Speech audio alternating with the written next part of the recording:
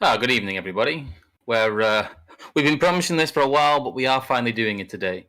Yes. We're getting that democratization on, because I don't know. We've had a couple of things, a couple of streams to get us back into it, really. And I also think that I don't know. There's some stuff that needed saying before we did this. Also, people need to catch up as well. It's been quite a big one that people have been telling me because of how.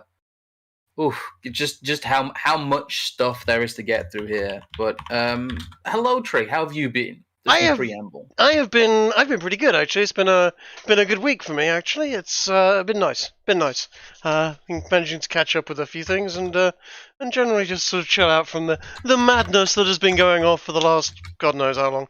And had a nice stream with Rose yesterday. We talked about Chris Chan and all of that lot. Oh yeah. Sorry, I missed that. I was babysitting actually. I heard you had uncle duties or something going off. So cool. But yeah, all in all, pretty decent this week. Just been pretty chill. What are we doing here? Well, I'm just let me just set this up. That's good. Right.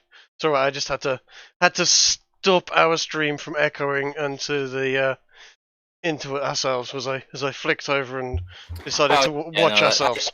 We have to I have to go double check we're actually live though sometimes, which is kind of Yeah. It's a bit of a balancing act. Ha, funny monkey. No. As people saw yesterday, I put out a video talking about some physical events that at least I'll be at. Yes. So yes, you're doing the academic agent, although it's not an academic agent. People saying it's AA's thing. It's actually not. Yeah. I'm part of the problem is it's one of the best ways to explain it, which is kind of funny. Yes. But no, just go. I won't talk about length here. Go watch the video. It's only 5 minutes long. I would love to go, but 300 quid seems a lot for a weekend, and at the moment I am the big unemployed, as we all are actually at the moment. But yeah, everyone seems to be. Yeah, it's a running theme with actually people with technical skills who don't want to wash dishes. So yeah, no, the UK is in a bit of trouble right now. But no, it's interesting that I'll be speaking at that event. So I'm actually getting to go for free, which is I probably wouldn't be able to go otherwise. Honestly, you're doing the whole "where do we go from here" theme as well, which is I'm kind of gutted. I'm going to miss that because that's something that I wouldn't mind doing a bit on in the future as well, because it's all very well and good going, look at this stuff that happened in the past. This is bad, but that's great and everything. But let's how do we fix the problem from here is the question. And without going completely, 1605 November the 5th on everything, which is a solution, but perhaps not the one we want to go for. No. But like I said, a big part of what we've been talking about and we've been doing is looking back to the past with these democratization streams, because we've gone in very great detail now from 1900, skipping over some of the early part of the 19 kind of up until 1910 really. Yeah. But we're going quite heavy detail from 1900 to now 1939.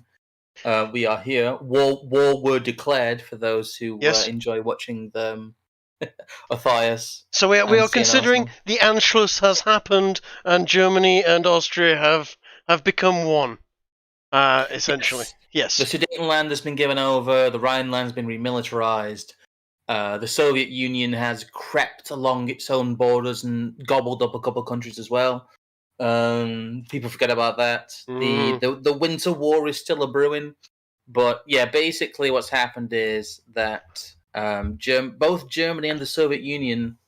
That's something we'll get onto because that's a point I like to hammer home to people. Is that two countries invaded Poland, but one of them was supposedly our ally and blameless, and the other one was, yes, the Third Reich. It's kind of interesting that was, Hitler shouldn't have done that. Should never have invaded Poland, but the Soviets, and they got it afterwards. The Soviets got it afterwards, basically, as well. Yeah, I know. The other thing that was happening around this time, which I've been desperately trying to find some clarification on, is that following the Anschluss of 1938, Italy went, hang on a second, this Hitler fella looks a bit warlike. I'm going to build some defensive lines across the top of Italy in case this nasty moustache guy decides to invade my homeland, which nobody ever talks about. We I know. might go over it in a later stream, but there's some good stuff about the fact that Hitler and Mussolini really didn't like each other. They were allies of convenience and very much pushed into being allies by similar ideology and the fact that Italy felt threatened by a lot of the stuff the Allies were doing and the Western powers were doing. The Second World War politically is a lot more complex than people give it credit for. Yes. But we only have the time to talk about relatively narrow aspects of it when it comes to our central theme of democratization. Yes. And really, I don't know. I don't want to say that World War II is like baby's first, like, hold on a minute, wars for democracy are kind of weird. But a lot of people's view of history, I think, starts with unraveling the glaring issues with the narrative as taught to you in high school of the Second World War, because it does very quickly, especially with the subsequent era of the Cold War, get extremely confusing. I can only imagine how confusing it was at the time to go from Uncle Joe Stalin to Reds Under the Bed in less than a decade. Yeah, very much so. Uncle Joe Stalin, let's throw as much money and kit at him as possible, because isn't he nice? He's got a very friendly moustache. To, holy shit, communism's the worst thing ever. It really was an about turn, to say the least. Because one was McCarthyism. McCarthyism was 50s and 60s, not far away. Yes, and going back to it, actually, fascism and National Socialism get melded together all the freaking time. And not that I'm going to sort of say, I'm pro either of them. I'm fairly anti both of them. Being a libertarian, I think they're a bit, authoritarian for my taste. But they're branches of socialism. They are not the same. But yeah, exactly. No, they're different. I've been reading a lot of things of people going, you know what, to be honest, if things had gone differently, Mussolini's policies would have been just about fine with most of internationalism after the war. Yeah, you're right. Well, speaking of the whole war for democracy stuff, a big thing we've been trying to keep in people's minds was the redrawing of the map of Europe by Woodrow Wilson. People talk about the Treaty of Versailles, with its reparations sowing the seeds for the First World War, but really it was Woodrow Wilson's, insistence on the reemergence of these quote-unquote free democratic states that had existed. There's the first and second kind of Polish republics and Polish nations, and there's all kinds of liquid borders when it gets to the 16th and 17th century in Europe. But essentially, what happened was at the end of the First World War, the Americans set the peace, and that meant the progressive era. Woodrow Wilson came in, drew some lines on a map, and decided that these would be some nice, free, democratic countries to have. And they would have American-style democracy. And one of the big things to talk about is territory, and the amount of territory that was ceded to create these different countries. And the idea that Germany was simply reclaiming its historic territory, when you look at things like the Sudetenland, does have a large amount of merit. I mean, invading Czechoslovakia blanket, no. That was just Hitler taking advantage of the situation and what he thought he could get away with. But the idea that, the idea of Lebensraum and uniting the German-speaking people is something that comes from the territory losses, and those territory losses are a direct result of what Woodrow Wilson wanted.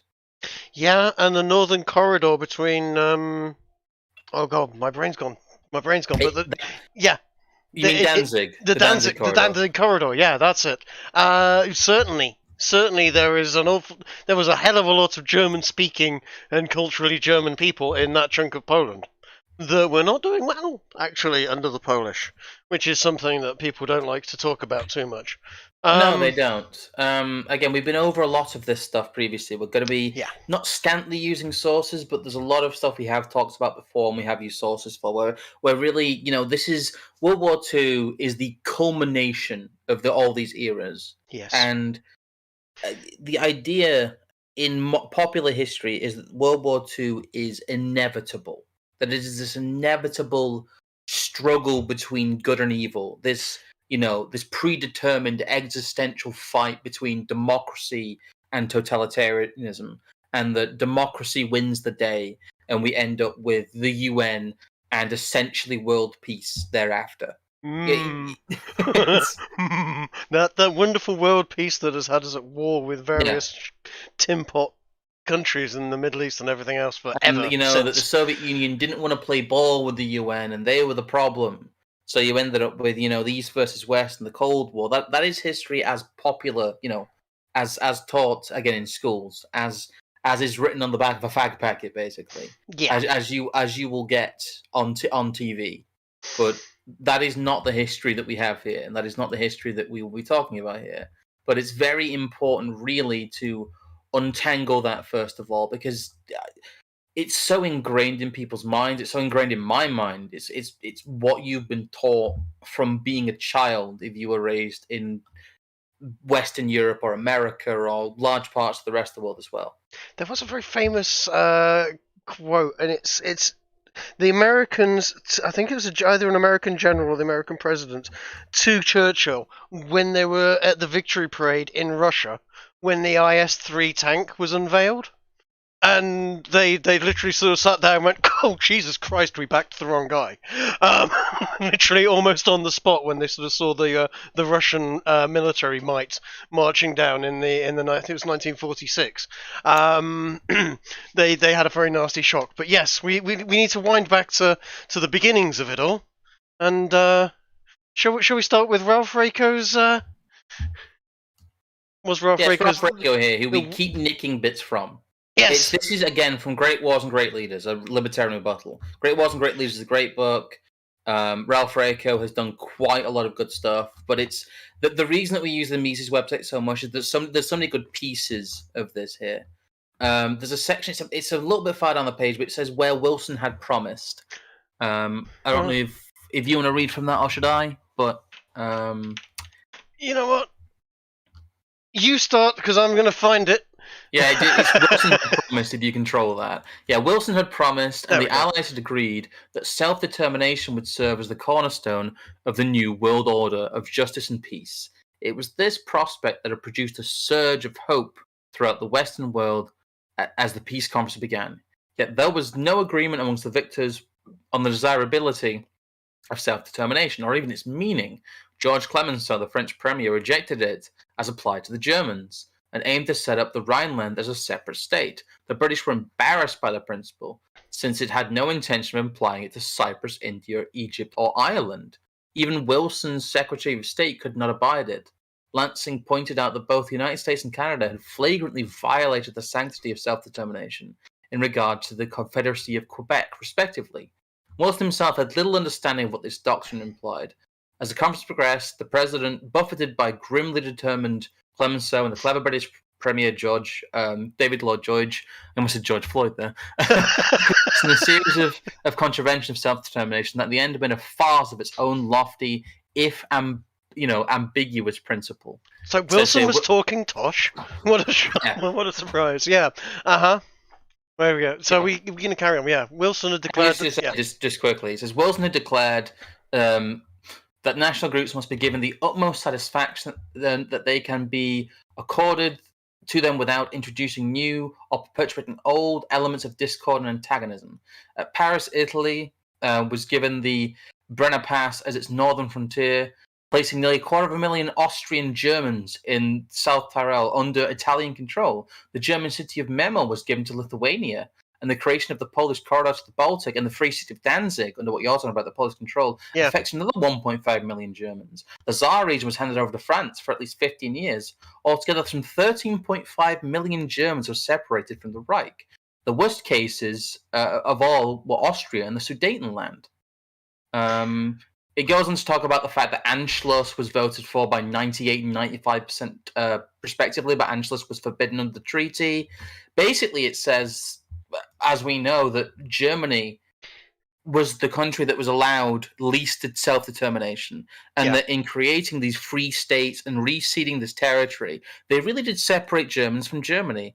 And because of World War I, those Germans were quite often afforded lower economic opportunities or were outright persecuted. That is a matter of historical fact. Yeah. And that is one of the reasons why Hitler was so popular and embraced.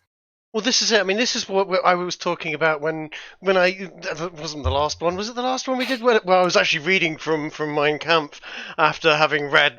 Totalitarian State. That was the one before the last one. That we did, yeah, 3/4 of that book, and you actually, you know what, the first chunk of it, you get a feel for Adolf Hitler and why he considered himself to be a German nationalist when everyone goes, oh, he was an Austrian. Well, ish. And his understanding of nationalism and certainly what these treaties had done, which was butcher Germany into huge amounts of little pieces, and lots of bits of Germany were sort of portioned off to Poland, Lithuania, etc. As you just said.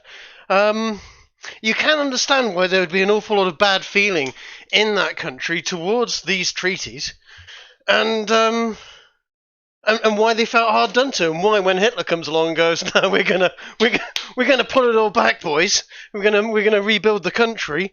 Why he got so much support? Because he did get voted in democratically to quite rousing support, and why that happened is it was kind of set up for him almost by these butchering of the German-speaking countries. Well, there's also the fact that the Americans and the British were able to turn around and actually support Hitler as a strongman. Yeah. Because he was, there's a wink and a nod there. He was a Keynesian. He was a big state guy. He was a guy who believed in the power of government. And a lot of people like Lloyd George went, finally, someone who can sort out what was becoming this embarrassing German mess. Because they tried to administer Germany. They tried to revamp it economically. They tried to turn it into a viable state again. And it just hadn't happened. They had essentially in the administration of Germany and through their actions in the pursuing of reparations, also whilst going through the Dawes Plan, they were basically cycling money around, as we talked about I know, a few weeks ago. It was money in, add interest, money out, round and round, and then straight back to the people that lent out. Yeah, nightmare. International finance, with Germany being almost held as a vassal state, embarrassed itself in the 1920s and 30s. It was one of the major contributing factors to the Great Depression, because a lot of American banks especially were leveraging their, the debt they were owed from the war against debt incurred by Germany and reinvesting in Germany. They were throwing leverage debt after bad money. It was insane, the situation. It's insane that's not talked about more. But that is the situation we find ourselves in at the beginning of World War II. You can say that the lofty ambitions of self-determined democracy and the creations of these new states, but also the caveat violations that they would rob Germany of as much territory as a defeated power as possible, was the real cause. I mean, a lot of the ceding of territory, I don't think we have time to read it all here, but was covered up by plebiscite. They basically got together. They gerrymandered some of these elections very heavily, and they got a large non-German area and a small German area, and got them all to vote about which country they wanted to be in. Yeah, it was. Yeah.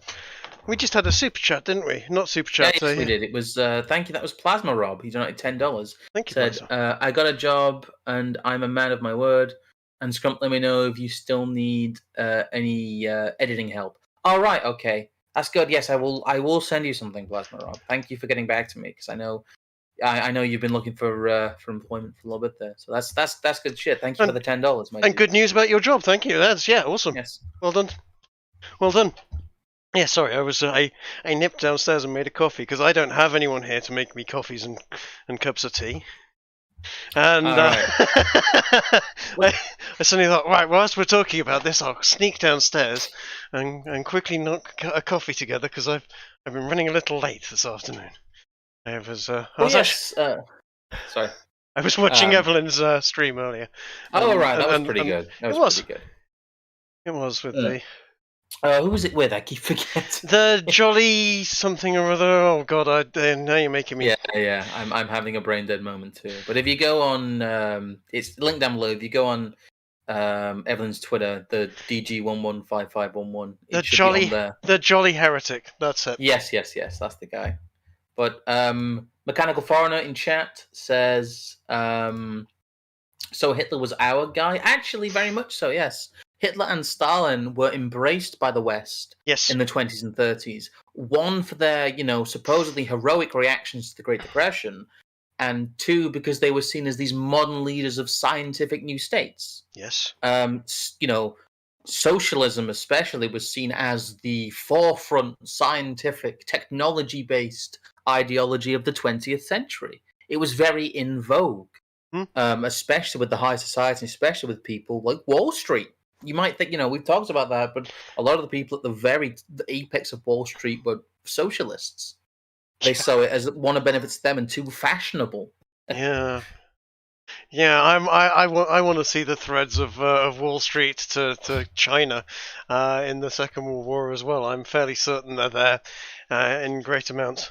Oh, the most obvious one was the Dixie Mission, which has a huge amount of mud thrown up about it because it came at one of the pivot points. We can talk about it probably. I actually do want to talk about it when we do 1945 to 1950.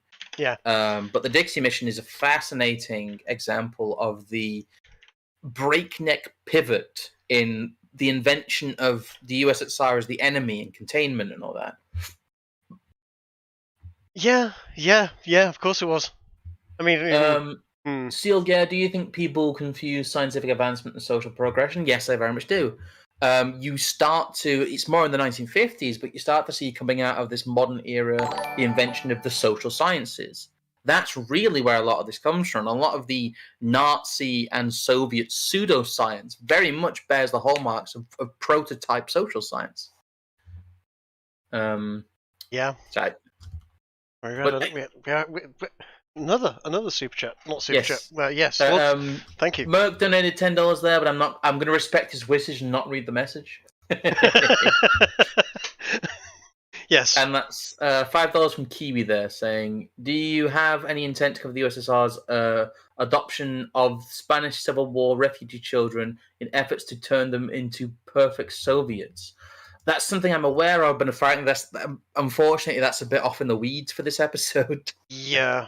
Though, if you've got documentation of it, send it over to either one of us on Twitter or whatever. I would love to look into it. But yeah, in the vein of Hitler being quote unquote our guy, that's a great lead into the next topic. it's not bad, not a bad one. Hold on, sorry.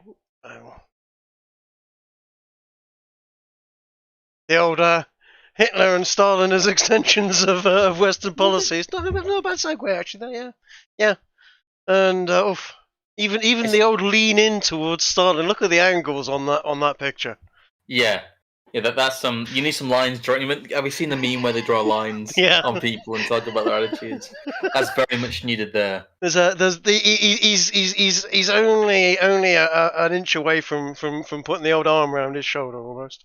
Good old Uncle Joe. Uncle Joe. Again, we talked about that in the totalitarian special, but yes, the rhetoric of Uncle Joe is very incongruous in this area. We'll see some propaganda about that. But as we have established through our reading of Sutton before, and Wall Street and the Rise of Hitler, and Wall Street and the Bolsheviks, and Wall Street and FDR, that really FDR, Hitler, and Stalin are all products of the Western financial elite and therefore their ruling of Western foreign policy. Yeah, no doubt about it. They were having money thrown at them, and yeah. I mean, I've met Mr. Hitler, and he seems like a terribly nice chap. That wasn't Chamberlain. That was Lloyd George. That was Lloyd George, wasn't it? Yeah. It was specifically called "I Spoke to Hitler." Yes, whether they saw it coming, I don't know, whether it was all, was it intentional? That's the real question. The thing is, it doesn't have to be orchestrated because We'll talk about it next time because there's a good book about it. But Stalin definitely wanted a war. He had been like chomping at the bit for one. Yeah. For basically the last 5 years, because he knew it would be a great excuse to expand, to really use his stranglehold on the Soviet state, and it did turn him for a while into a hero. With FDR wanted a war because he saw it as one of the only ways to, be able to get past some of the, we talked about war economies and the logjam of democracy, and the way that modern people talk about war economies in an almost hungry term, because it allows them to just piss all over property rights. That's what FDR wanted the war for. He wanted the war to basically turn it into the ultimate New Deal. And Hitler wanted the war because what else? That's really the subsummation of like what else they're going to do. They're burning through all their money. They've essentially done the Keynesian equivalent of setting Germany on fire to keep their hands warm. That's what the Nazi economic miracle was. It was just turbo MMT, and in the short term, you get an illusionary boost. But they had to go to war to keep their economy going and to keep their society together. So all of these, what Mises would describe as total states, have war in their own interest because it allows them to expand their power and also completely short circuit any debate about the fact that they've managed to essentially create the biggest states in history. An American president that wanted to shit all over property rights. It's unheard of these days. But there's actually a passage in Sutton here, which I've saved because it is the spiciest passage, I think, in Sutton. It's wonderful. Let's slap that over there. There we go. In fact, let's see if I can't just make that a little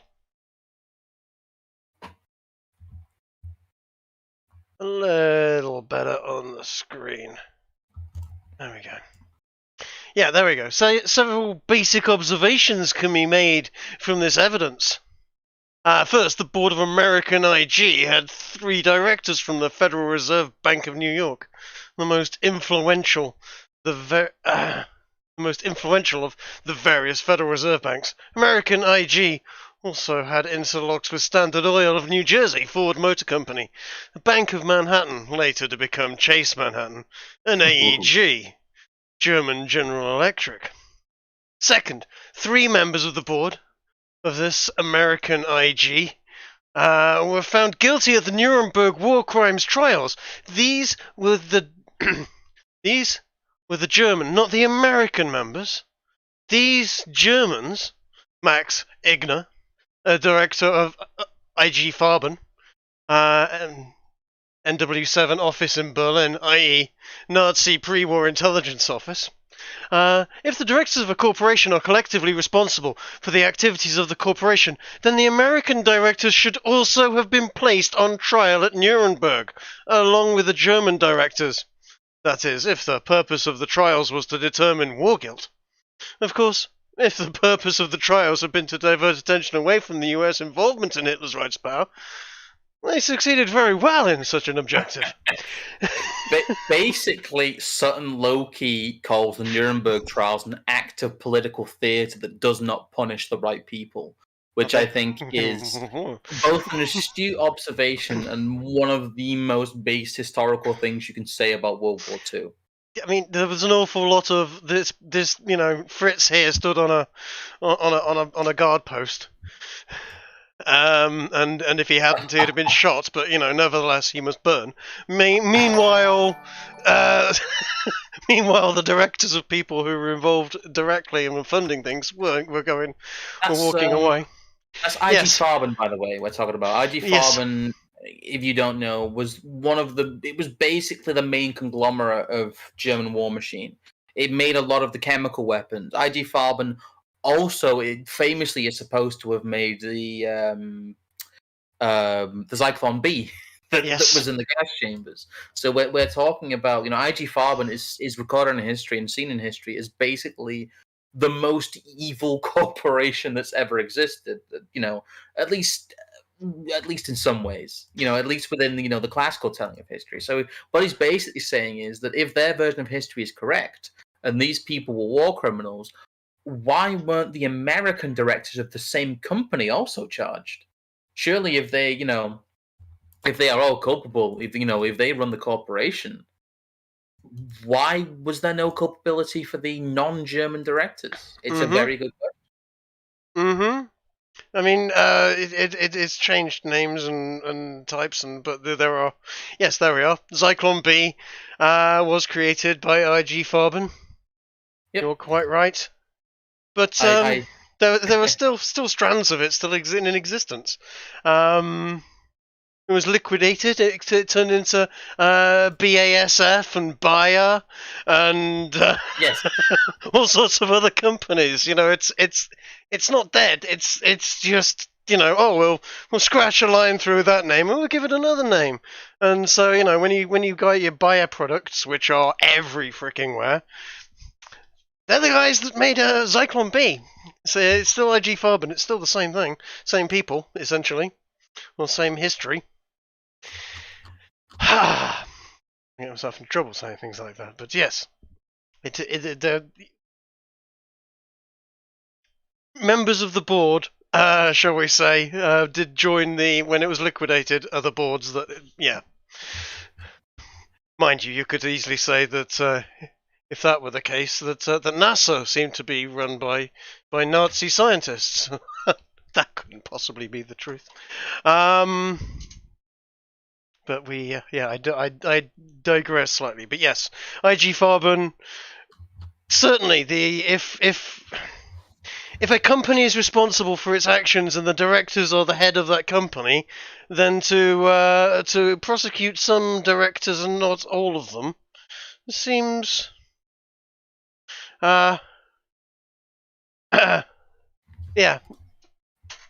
disingenuous. Well, it's just like how they rename the Lords to the Commons. Yes, kind of. Although, well, it's basically a wink and a nod that they knew what they were doing. Fair enough, if American companies had partaken in the war effort without really the knowledge or the permission of the American administration, and they come back afterwards and said, holy shit, what did Wall Street do? We're going to punish you.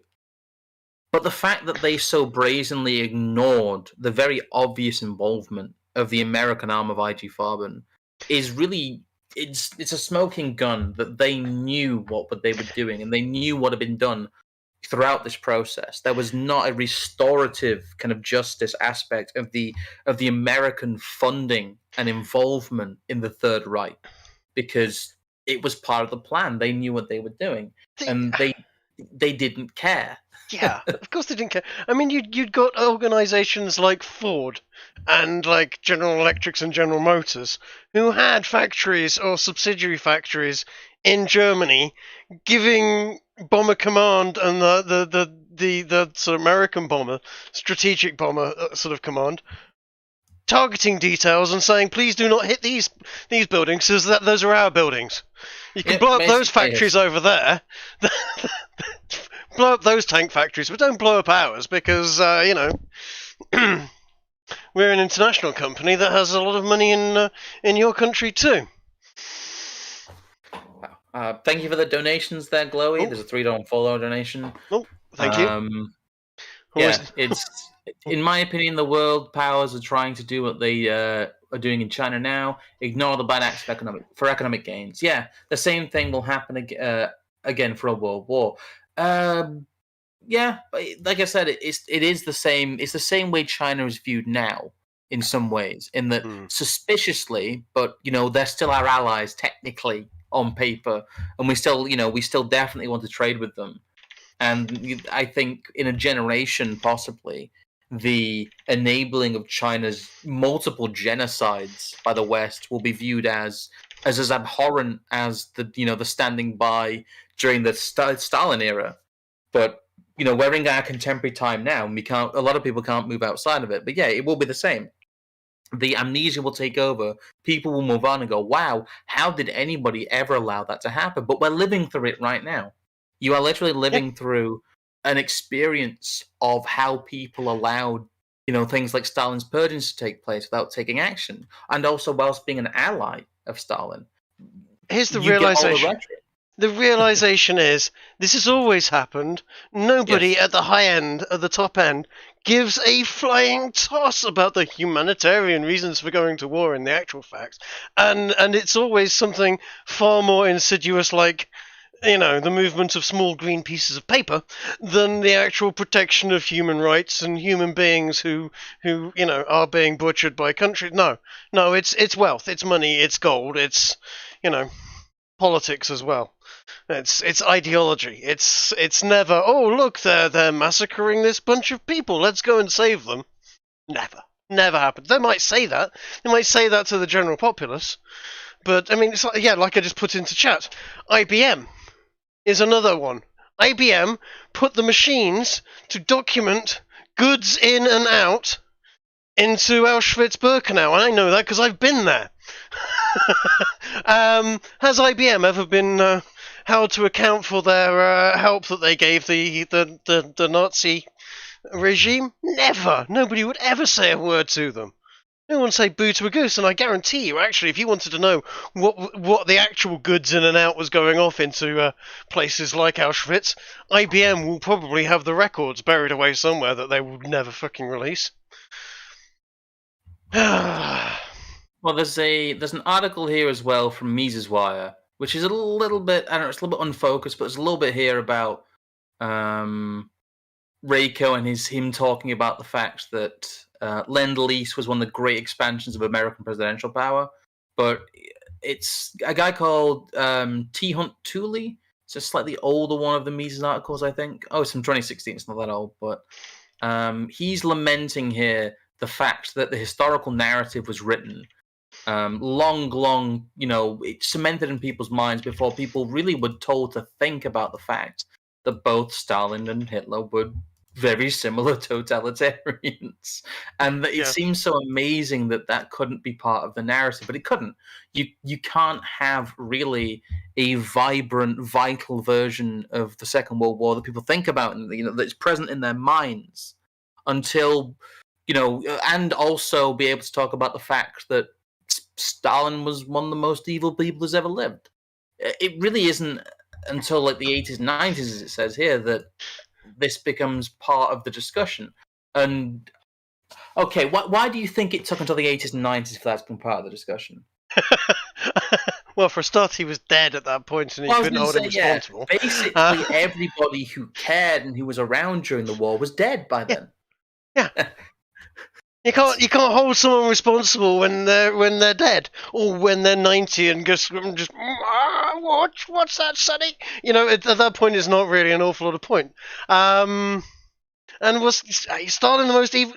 You know what? There's been a fair amount of real evil bastards in the last 100 years. Stalin was definitely amongst them, but Pol Pot and Mao, I mean, don't get me started on the killing fields of Cambodia and the trees that they used to swing children into because they wanted to save bullets and so on. Boy. Yeah, Stalin was pretty nasty, but I still actually think he was the warm and fluffy one out of Trotsky and Lenin and Stalin.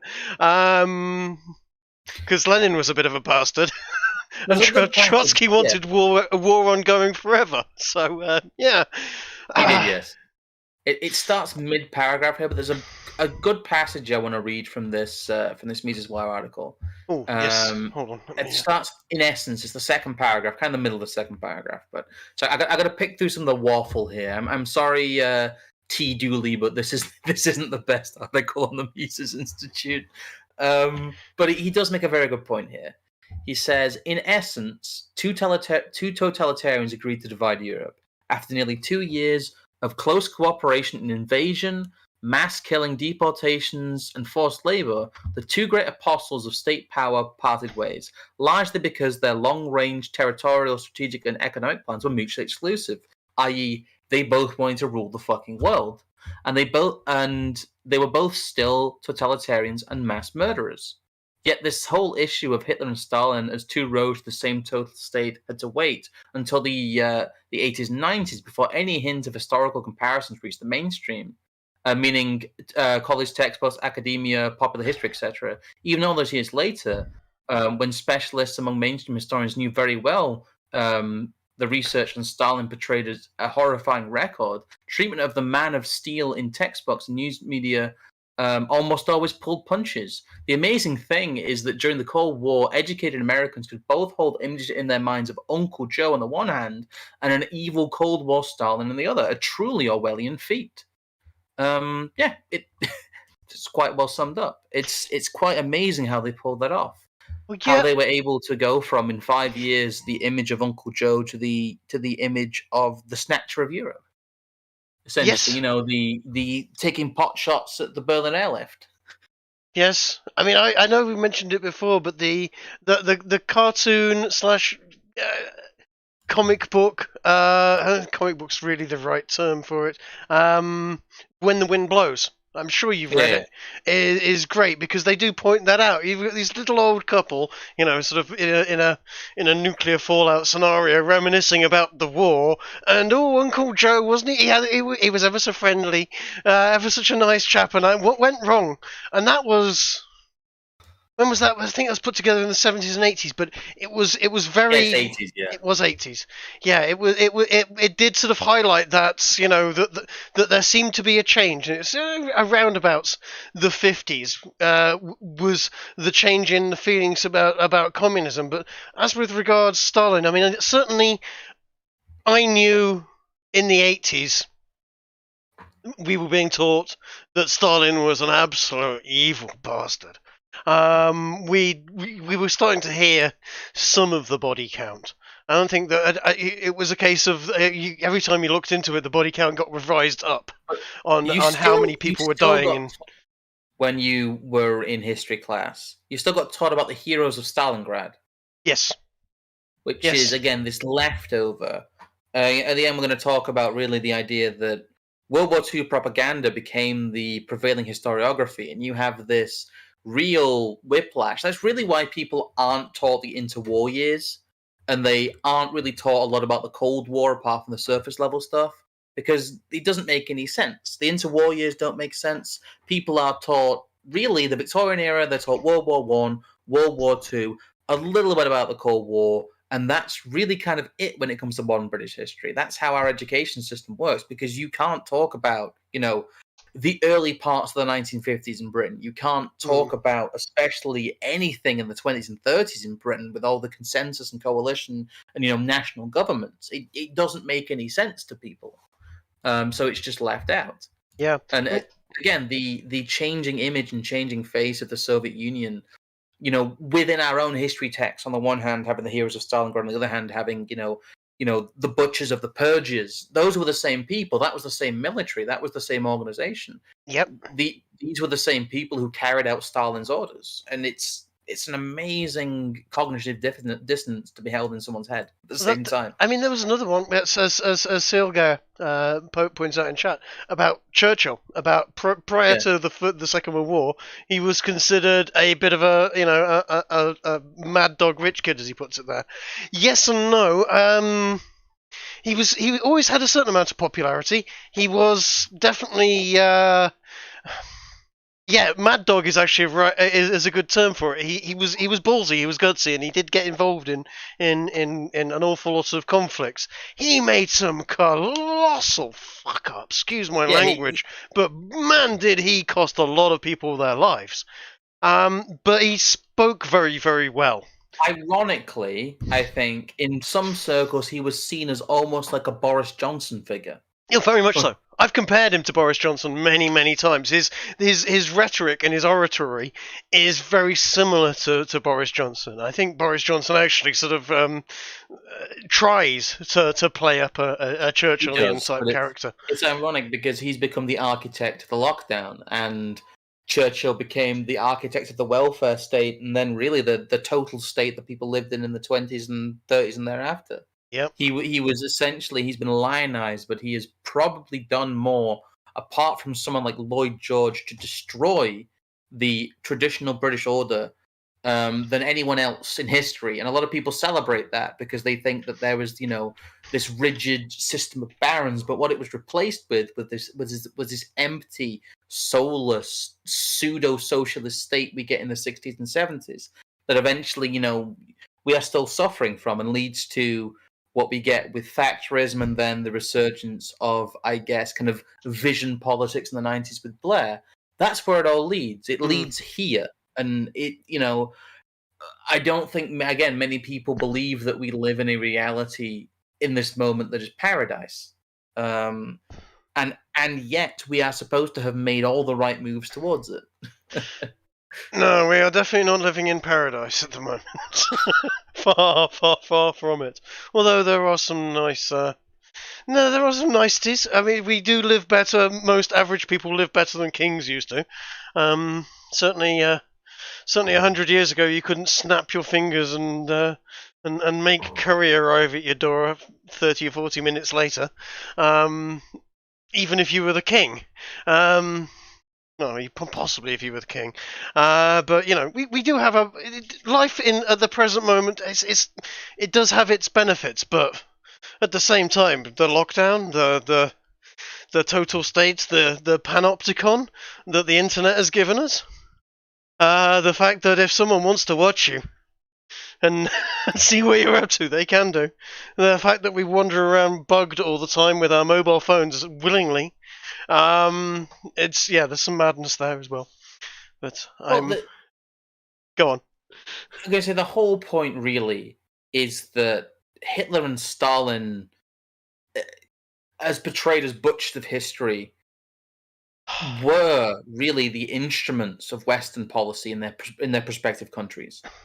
As fervently as people want to cover up the Hitler stuff, and as ambiguous people are about the Soviet Union stuff, because both Stalin's and Lenin's 5-year plans were both kickstarted by Western money and technical expertise. Yes. There's a lot of kind of anecdotal historical evidence that Stalin really was the West's guy. He was supposed to replace Lenin, who didn't want to play ball with the West anymore. Yes, and was Lenin right in not wanting to play ball? I mean, no one forced Hitler or Stalin to be the butchers that they were. That is the point. They were certainly enabled, but man, did they run with that particular ball. I think the point is that once you once you destroy a country, essentially, once you create the situation like they did with the Russian Revolution and put the Bolsheviks in power, that someone like Stalin becomes inevitable. Yeah. And once you end up with the Weimar Republic, the credit expansions, and then the seeming relief of the stabilizing influence of someone like Hitler, it becomes inevitable that you end up with a situation like that. Whether it would be Hitler or Stalin, the environment for them, it wasn't inevitable, but it was created, and that's another point to talk about with the war. And then I want to talk about when we get to the end point of this, is that the Second World War, like the First World War, is something that was done to Europe. It took effort. You had to have people who wanted this to happen for it to happen. Yeah. And the myth of it being a purely German war in both cases, again, fallen by the wayside somewhat with the First World War. But if you talk to most people and you said that the Second World War wasn't really primarily a war of German aggression, it was a war that was facilitated. The Germans made the first move, but it was a war that was facilitated by the fact that basically the three biggest powers in the world, that being the emerging Third Reich, the Soviet Union, and FDR's America, all saw war as part of their self-interest. Yeah, it was kind of necessary for what they wanted to achieve, I think. What they wanted to achieve, I don't know. It's horrendous to think, but yes, Europe was shattered by this event. It was never the same again, and America rose to huge amounts of predominance after the Second World War. Again, we're going to do this in stages because it's a big one, but the calculation of benefits and what that tells you with the Second World War is huge. Yeah. If you do like pure kind of like catalactic stuff, if you really just look at the way people interact and the way the kind of the emerging forces come out of this, or the supposedly emergent forces, removing motive from it, if you look at pure benefit calculations, it becomes quite horrifying that you have to believe that people are completely naive and uninterested to not think that maybe some of these people did this to Europe deliberately to benefit from it.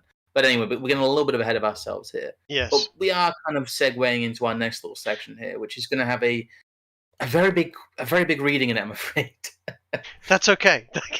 It needs it, and it's some good shit. It's some good shit. We should probably do the second link before the first link, actually, if you want to read that one, because I think it actually leads in better. So that's the betrayal. Yeah. We need to obviously alternate with them, so I'll give a crack at that one. I think it starts where it says the old left in contrast. Again, we'll be reading from. We've just read from a couple of Mises articles and also Anthony Sutton's Wars and the Rise of Hitler, and now we're going to move to reading from Rothbard's Betrayal of the American Right, which is actually quite fascinating. It's something I would recommend people read because it's actually quite brief. But it's a great one, really, about how some of the post-war events really do show what happened, and why it happened, and the idea that for a lot of the change that the left wanted to see, the Second World War was necessary for that change. There is really a need for war there to expand the size of the Leviathan. I know there's Christ and Leviathan, and I always forget the guy's name who wrote that. I don't have a copy of that. I can't find a copy of that, unfortunately. At least not for free, because I'm a broadcast nigga. But same at the moment. Yeah. Hold on a second. So we're Betrayal of the American Right, Chapter 6, page 54. Which is not where I'm at the moment. For some reason, I'm at page 100 and something or other. So let me just. It's page 79 in the PDF. But 79 in the PDF. Right. Okay. Right. Yes. For the old left, in contrast, as it starts off. Let me eek. There we go. There we go. Let me transition that over to the screen so everyone can read it along. So you can read along at home. For the old left, in contrast, World War II. Robert Higgs. Yes, Robert Higgs. You're absolutely right. Yes. Here we go. For the old left, in contrast, World War II was a glorious age, the fulfillment and the promise of a new dawn. Everywhere in the United States and in Western Europe, the liberal ideals of central planning, of a new planned order staffed by brain trusters and the liberal intellectuals, seemed to be the wave of the future as well as the present. In the colleges and among the opinion moulders, any conservative view seemed as dead and outmoded as the dodo, and confined to the dustbin of history. And no one was more pleased at this burgeoning New Deal collectivism than the Communist Party. Yep. Its new popular front line of the late 1930s, a line that had been replaced by its old harsh revolutionary views, seemed more than vindicated by the glorious New Order.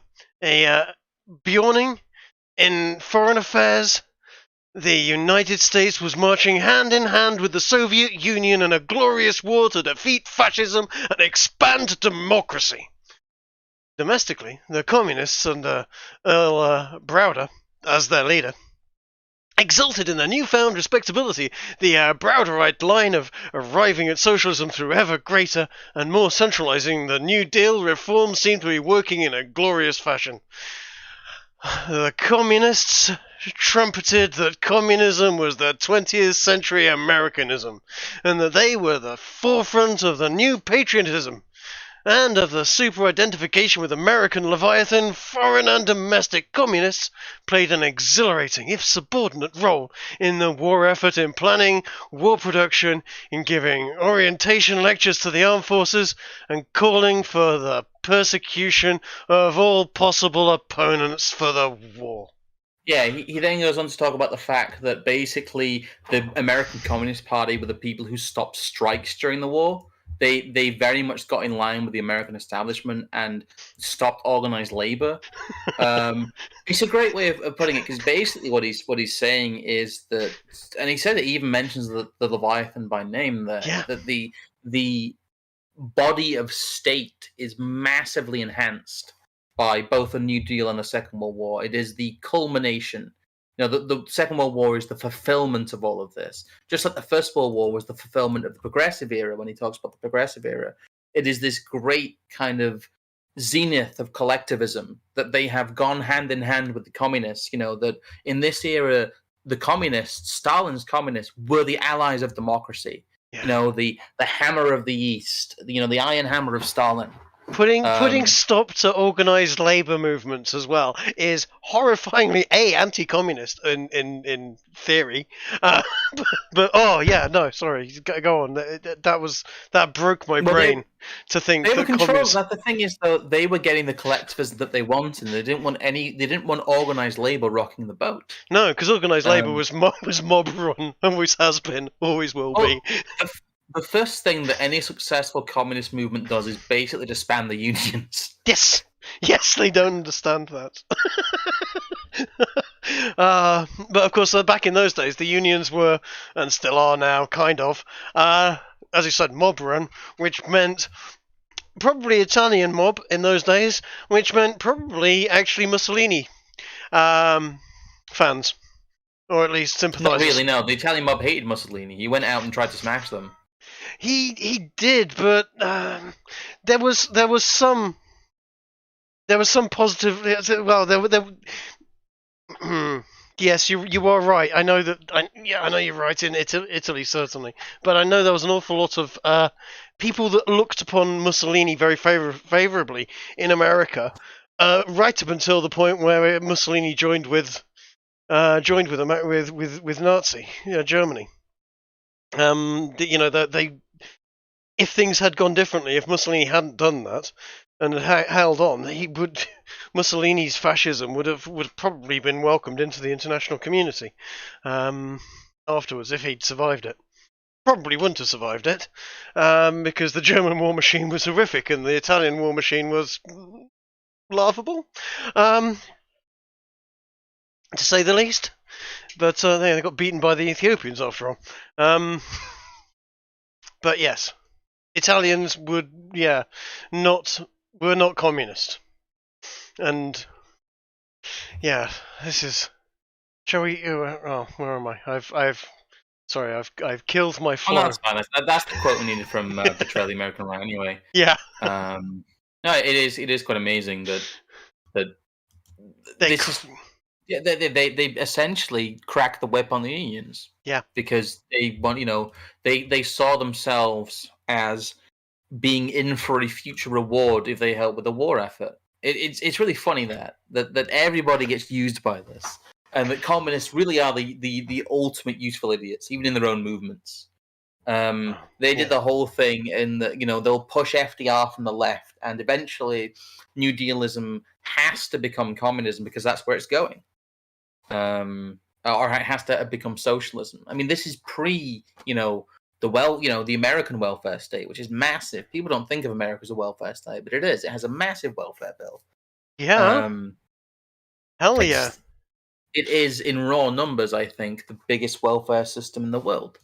I don't know, maybe China would say it rivals it, but China's a funny one because they really do not look after their own people.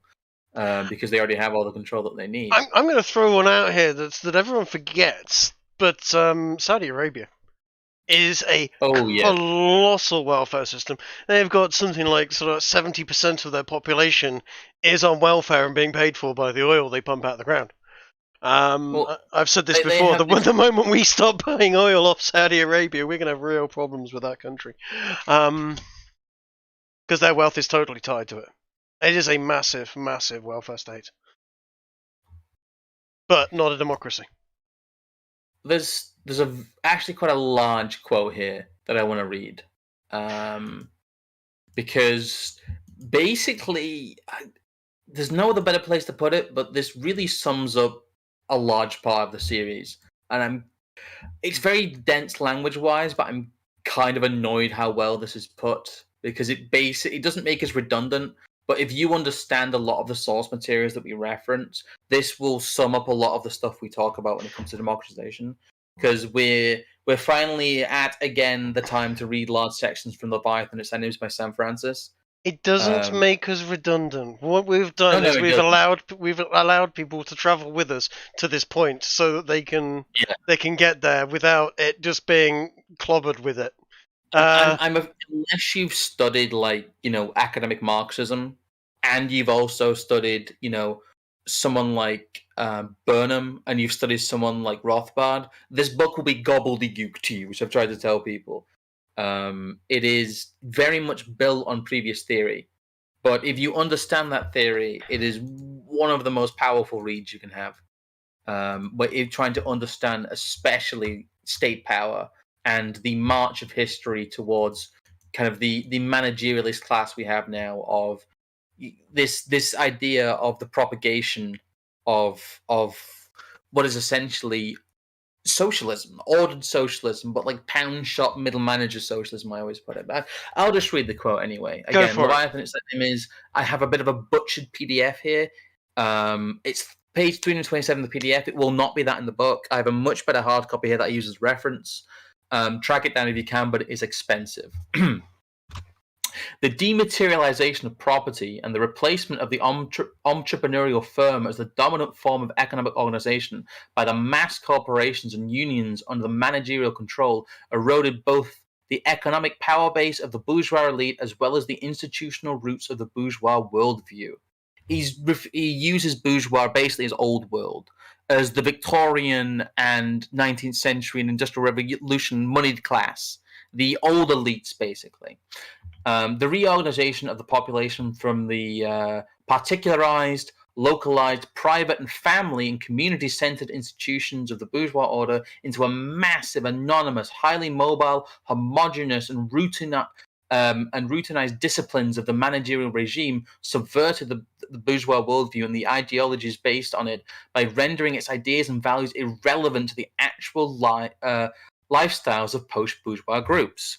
What he's referencing there basically is the accelerated, industrialization after the Industrial Revolution. And that what happens is that people no longer live in communities. They no longer have private lives. They no longer primarily organize themselves as families. They think of themselves as countries, as classes, as political parties. They become this anonymous underclass mass, which allows them to be ruled more easily. Yeah. The proletarian. Sorry, go on, Drew. Sorry, yeah, I was going to say this is more so now than ever before as well. But yes, go on. I was just going to say that this is where we're where they're talking about there. We're there on crack at this point in time. Yes. The proletarianization of the post-bourgeois social formations thus consists not only in the disappearance of economic and social autonomy through the erosion of hard property and independent ownership, but also in the cultural dispossession involved in the deracinating transformation provoked by the revolution of mass and scale and the dominance of managerial elites. That is a mouthful, but it's a perfect mouthful. Basically, again, what he's saying is that everyone who is under the managerial ruling class becomes this homogenized underclass. They don't own very much. They're not propertied. They don't understand economic independent ownership properly. They culturally are lost. They have this feeling that they don't belong. And deracinate is a great word. It means to be rootless. These people are rootless culturally. They don't have communities. They don't have families. They don't feel like they are part of anything outside of this anonymous new movement in which they must look to these managerialists. These new politicians, these parliamentarians, these federalists, they must look towards these people to give them meaning, and to, the scale of the world to them has got so much bigger. Like I said, they no longer exist in their families. They exist in these massive managerial sovereign nations in which they are deliberately portrayed as a small cog in a large machine. Yes, this further deracination of Europe would be essentially to wipe out our history and just mention things that happened, but after changing the names of everything, so that we could study the history, but wouldn't be able to attribute it to any sort of national or even local pride. You would just be a person that lives in a place, and stuff happened in the past. Deracination is the removal of the soul of the land. Yes, it is. What he's basically saying here as well is that the Great Reset has been going on slowly since 1900. Yes. It's basically the fact of you'll own nothing, you'll be happy. That has been changing. People used to understand property rights because they had absolute property. They understood that that was inherently something you should have up until 1900, really. And then I'll just read the quote. The protracted duration of the transformation, extending from the late 19th century through the 20s and completed in the Depression and the Second World War, disguised its occurrence. And the distractions of the war and the return of mass affluence after softened the impact on the bourgeois order. He's describing what we have labeled here democratization. Yeah. He's describing the creation of the mass society and really the traumatic distraction of the two world wars. People wouldn't have accepted this, and it would have been too obvious without the wars. The wars become these great traumatic wounds of confusion on the populace, in that they will just basically accept a new reality after them because they have been so traumatized by them. Angela Merkel refusing to wave the German flag on that stage is the perfect example of this. Just a statesman without a state that even despises any symbology of the state, doesn't want to know about it. They just rule over people. The state is a thing of the past to these. Well, people. Nevertheless, the long-term result of the proletarianization of the middle class is the emergence of a separate, distinct, and increasingly alienated anti-managerial post-bourgeois social force, with emerging structural interests and collective consciousness, neither bourgeois nor managerial, that consists of locus of residence to the soft managerial elite. As Mills noted in 1951, the structural position of the white-collar mass is becoming more and more similar to that of wage workers. We are, of course, propertyless, and their incomes draws closer together. All the factors of their status position, which have enabled white-collar workers to set themselves apart from wage workers, are now subject to decline. And Mills predicted that in the course of the next generation, a social class between lower white-collar and wage workers will probably be formed. That will not, of course, involve the professional strata or the higher managerial employees, but will include the bulk of the workers in sales room and office. It's describing what is, it's the ruled and the ruler. It's the ruling class and the ruled class. It is the proletariat mass and the Soviet elite. Economically dependent on the mass organizations of the regime for their subsistence and affluence, post-bourgeois strata displayed little attraction to the bourgeois conservatism and its emphasis on laissez-faire economics, the rights of property, the minimal state, and the ethic of economic individualism, and the other tenets of bourgeois ideology centered on the defense of bourgeois economic and political interests. Again, this is why once you live in a world where you are not a property owner, you don't value property rights. Yeah. It's that simple. Like, many people now, what we're talking about here, I've experienced it myself, they don't understand what you're saying because they live in a different world. They don't understand the world before this democratization and the creation of the mass state. It's worth pointing out that the idea of the mass state and mass culture in of itself is an invention of this period. We're going to have our own special on it because it does not fit anywhere. It's too big of a topic. But radio and then television are vital to this process. Pre-1920, really, outside of maybe records, outside of maybe 78s and shellac records, there was not mass culture. Mass culture, outside of people who read novelization, did not exist in its current form. It's really worth bearing that in mind, that this whole process takes place both under the emergence of the managerial class, the emergence of the idea of mass democracy consciousness, but also the emergence of what would become known as monocultures, and then those would be smashed together into these global multicultures. Yes. This whole process is going on simultaneously, and to understand it, you must understand the fact that the two world wars were there either by design or taken advantage of as opportunities to traumatize people into accepting a new world in which, they subsist as the managed to the manager. It is, it's as you said, though, the record, and from the record, the TV, and from the TV to the internet, it is almost ironic that we are using a tool, the tool that will destroy it all. The internet is the mass communication system that is their wet dream. The thing is, once you combine the ideas of Leviathan and its enemies with the understanding how technology and mass culture affect you, you end up with Ted Kaczynski. You Oh, do. good old Uncle. Yes, I need to read more Kaczynski because he seems to have a point or two. The thing is, San Francis is on the edge of that. If you understand all this theory, if you have read all the Mises stuff, you've read Lenin, you've read Marx, you understand what the Marxists believe. You understand people like Bastiat and the law. If you're extremely well read and you read something like, if you read Leviathan and its Enemies, then you read like the collected works of Ted Kaczynski, like we have here. Again, we have a hardback copy of that here too. I don't want to get arrested for that, but you really, again, it's. I don't want to be all Rick and Morty, but it really is very cutting edge, out of the grasp of a lot of people understanding wise. It's you kind of have to be above a certain intelligence level to get it. You do. It really is almost.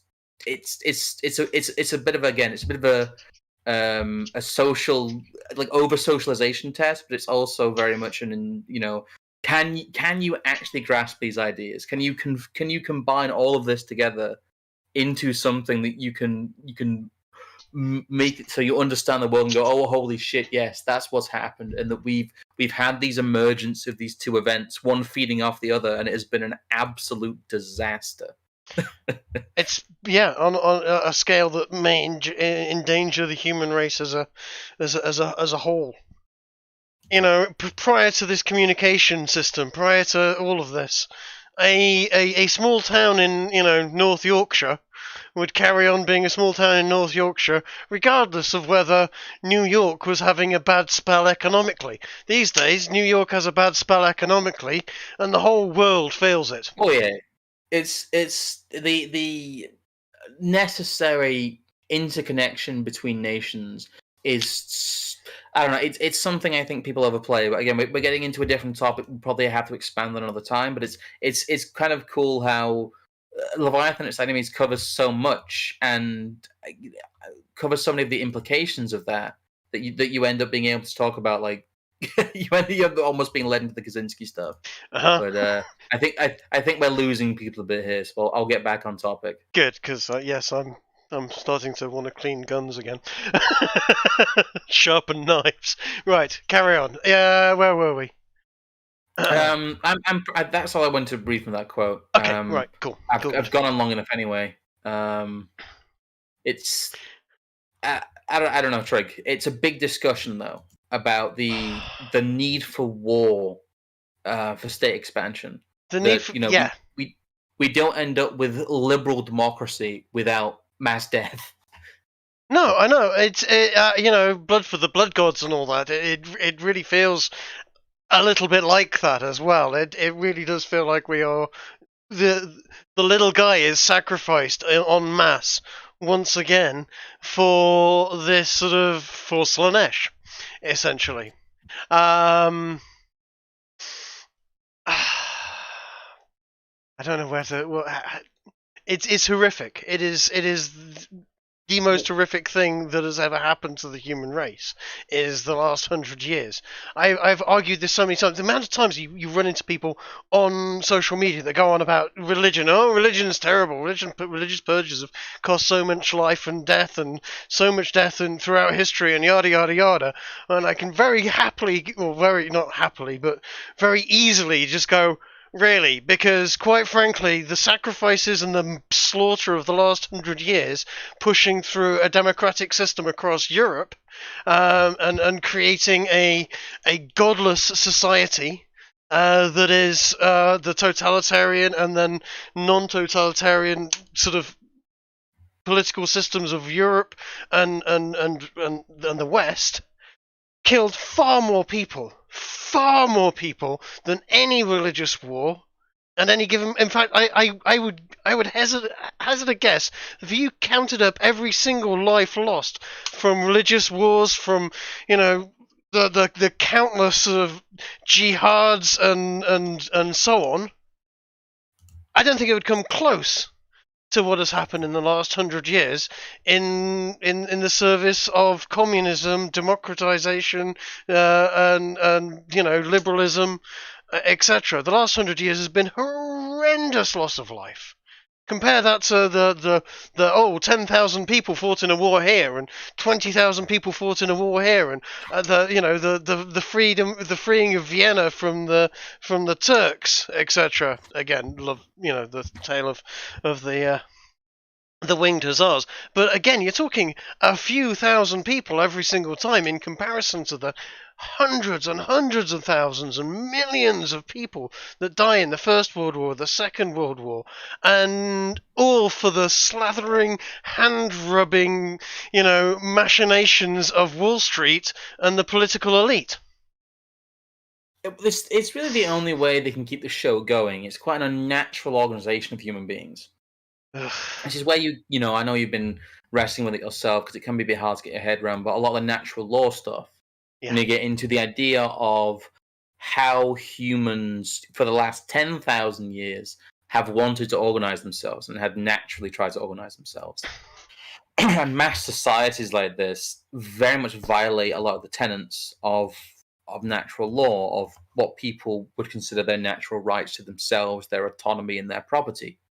It is not compatible with many of the aspects of natural law, which is when you get into like the Harper stuff as well. He talks quite heavily about natural law, but it's something we will cover next time as well, because we're not even getting to some of the worst of it. There's some even more harsh knowledges I would bring about the subsumation of mass death into the myth of the the popular state of the body of people. Of the idea that these are, it's. I'll probably repeat this one again, but it's very Aztec human sacrifice. The Second World War was the price we paid for a world of democracy. Well, again, that's really being framed as a battle of democracy versus dictatorship is a hand's tip towards the propaganda that is the narrative of the Second World War. That this is framed as this, in order for it to be worthwhile, in order for you to agree with the events that took place during this period, you have to see it as an absolute battle between good and evil. And you have to see democracy and the idea that these are democratic powers as somehow really absolving them of the acts that they did during the war period. There's a speech that FDR made in which he talks about it a few times, but there's a very, very famous speech, I think in 41, after Pearl Harbor, where he talks about the arsenal of democracy. Yes. Hold on, let me dig that up. I've got it right here. Is that right? Is that the Wikipedia article? It's just a Wikipedia link, yeah. But okay. I just wanted to go through. Okay. We use it occasionally because I like to go through some of the popular history stuff. Some of the stuff that if you just Google World War II and you just Google its events, this is what a lot of the stuff you'll get.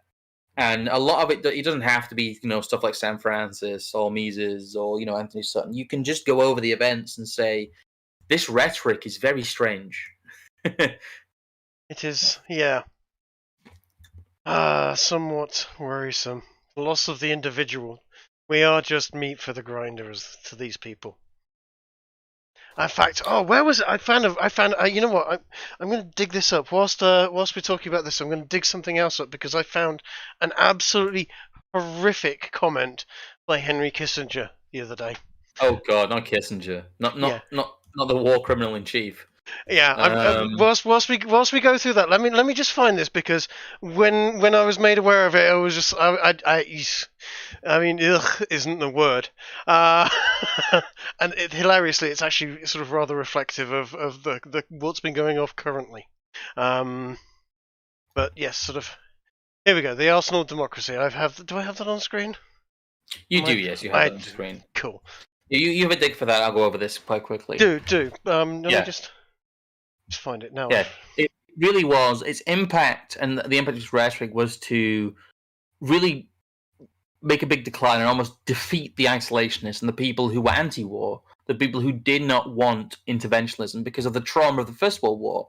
Basically, after the First World War, the American people went, never again. We ain't doing that again. That was pointless. We were interventionist. That was Europe's war.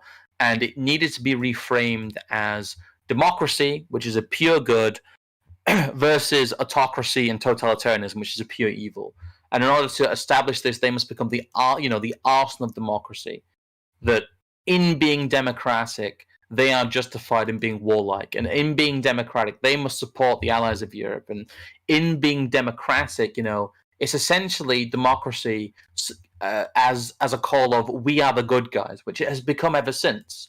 It's what the Forever Wars became. It's the same rhetoric that was used in Iraq and Afghanistan. It's the same rhetoric that is still being used to try and intervene in places like Syria. That we are the forces of democracy, that we are the free world, and we are justified in taking action because we are democratic and because we are the free world. The actual facts of the matter, aren't important. We're democratic, and because we're democratic, what we do is right. That is the rhetoric that is used here, and it's the rhetoric that's used continuously post-war because it worked. People didn't really re-examine what was going on. People didn't examine the events. People didn't examine the fact that the size of the American state had ballooned tremendously under FDR when he was able to come in and do this and say, American industry, and specifically government-led American industry, and the war economy itself was this great virtuous arsenal of democracy, and that they were going to, use bombs and guns and death to spread freedom around the world. It's incredibly familiar rhetoric, but it's amazing how long it's worked for. Yeah.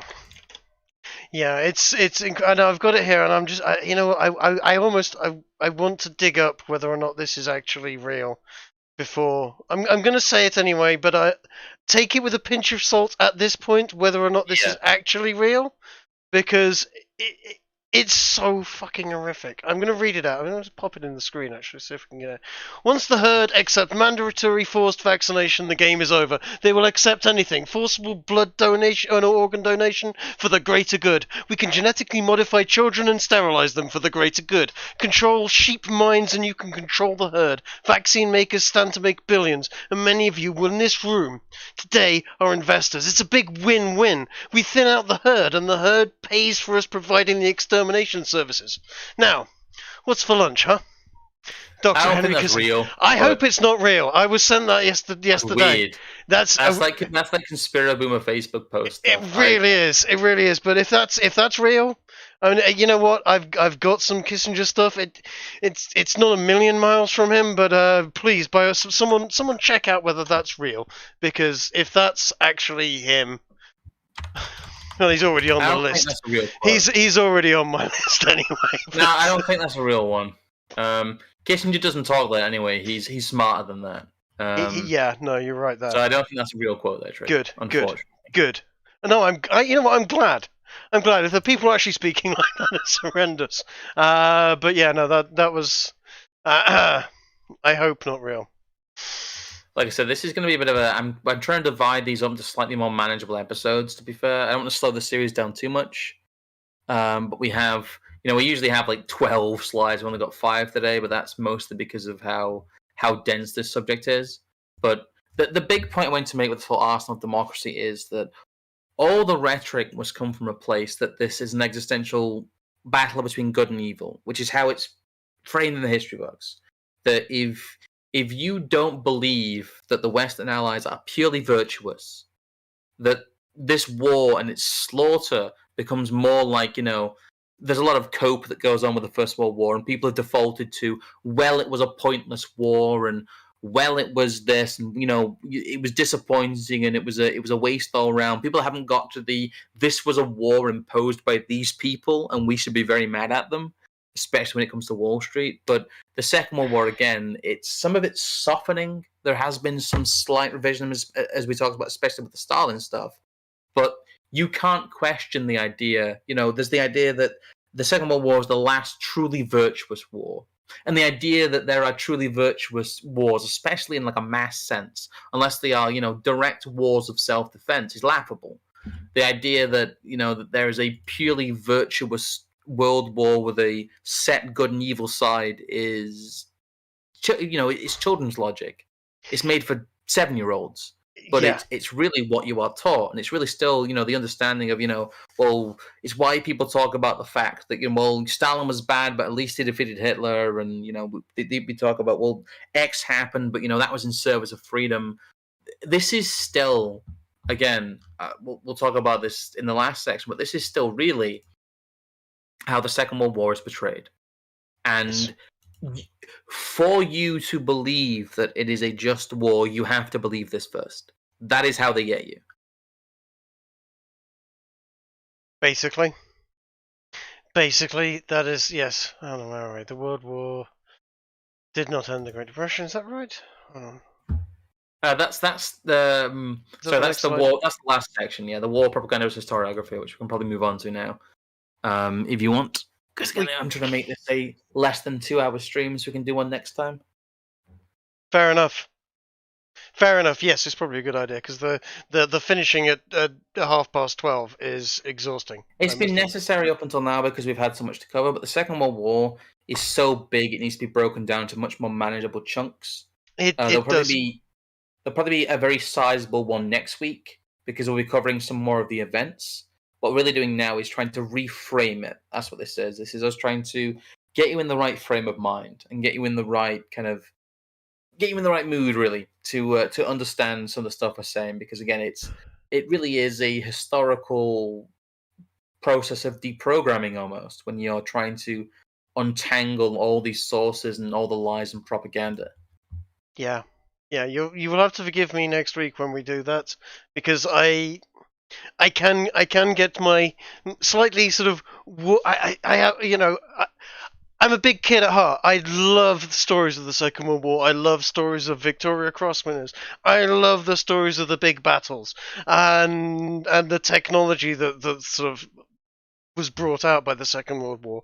And when we start talking about the actual sort of the battles, the things that happen, and get off, I'll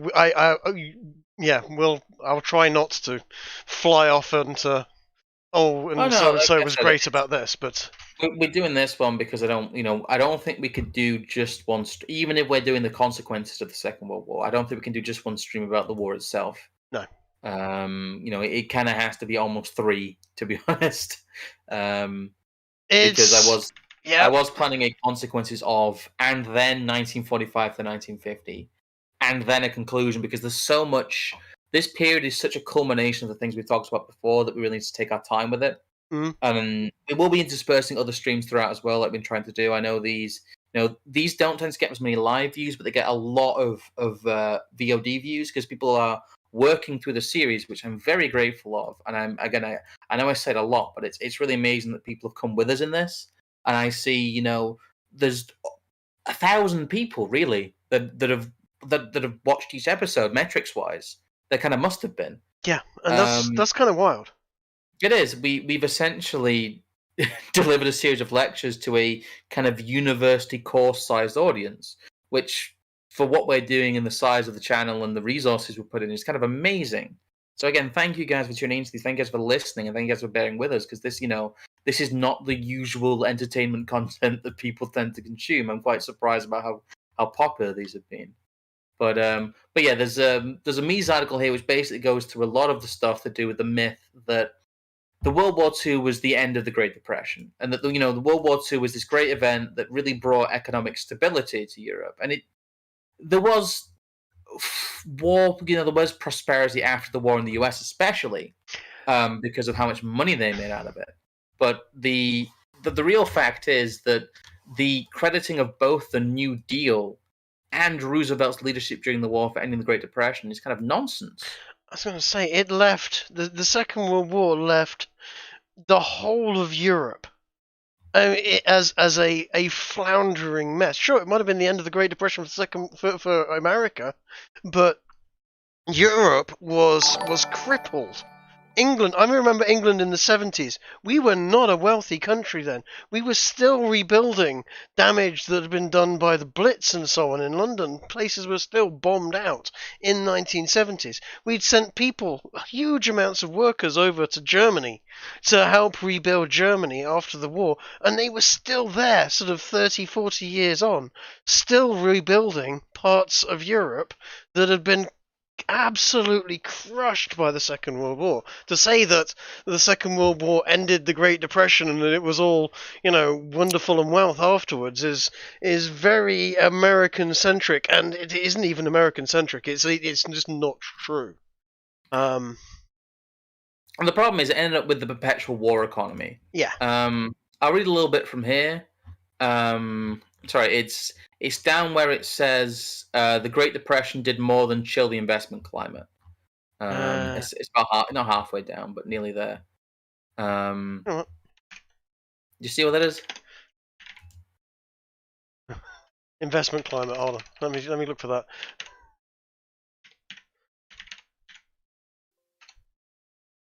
It's in the World War II. Didn't. Yeah, there it is. There we go. The Great Depression did more than chill the investment climate.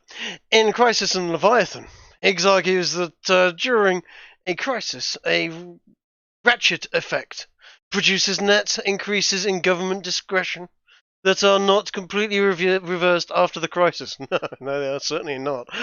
Two things happen when the government intervenes. First, the bureaucracy naturally tends towards expanding its beyond its stated goals. Mission creep, if you would. Second, intervention alters incentives. That is, the creation of a bureaucracy to address some problem also spawns a rent-seeking pressure group with interests that will prevent reversion to the status quo ante.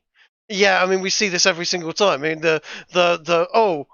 passports are a nice temporary measure after the First World War.